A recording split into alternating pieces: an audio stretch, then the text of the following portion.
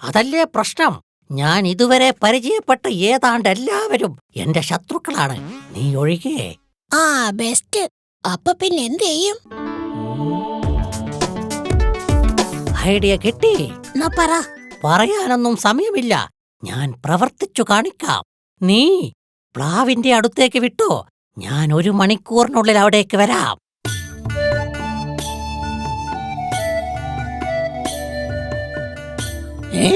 അവനല്ലേ വരുന്നത്? എന്താ പകരം വീട്ടാൻ വന്നതാണോ? ആണെങ്കിൽ എങ്ങനെയാണാവോ പകരം വീട്ടുന്നത്? ദാ ഇങ്ങനെ.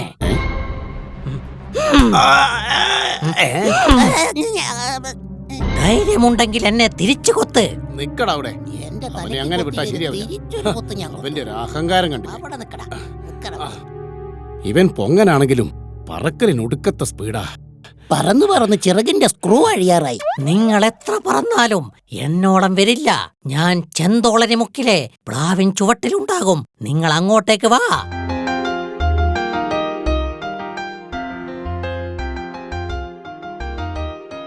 ഓ, അവന്റെ ശിങ്കിടി ഉണ്ടല്ലോ കൂടെ.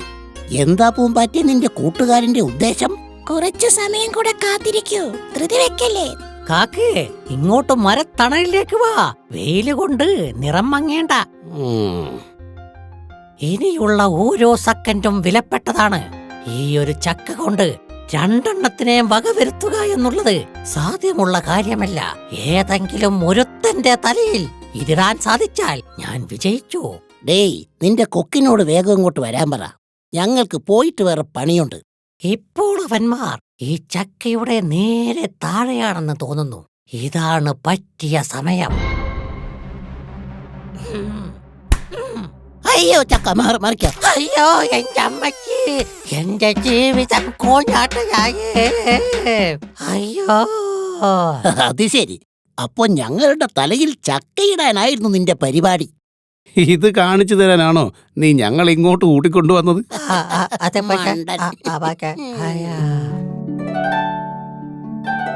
കൊക്കേ, ചക്കിന് വെച്ചത് കൊക്കിന് കൊണ്ടു എന്ന് പറഞ്ഞ പോലെ ആയല്ലേ? എന്റെ കഴുത്തിന്റെ പരിപ്പിളകിയേ.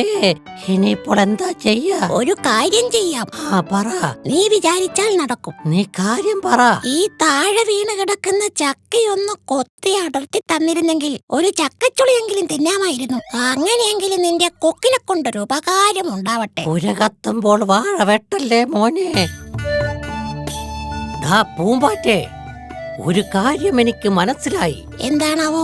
ഈ കാലത്ത് ചക്കയെ വരെ വിശ്വസിക്കാൻ കഴിയില്ല. അതെ അതെ. ഇനി എന്താ ചെയ്യാ?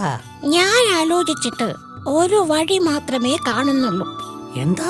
താൻ അടങ്ങി ഒതുങ്ങി ജീവിക്കണം. ഈ പകരം വീട്ടിലൊന്നും പൊങ്ങന്മാർക്ക് പറഞ്ഞിട്ടുള്ള കാര്യമല്ല.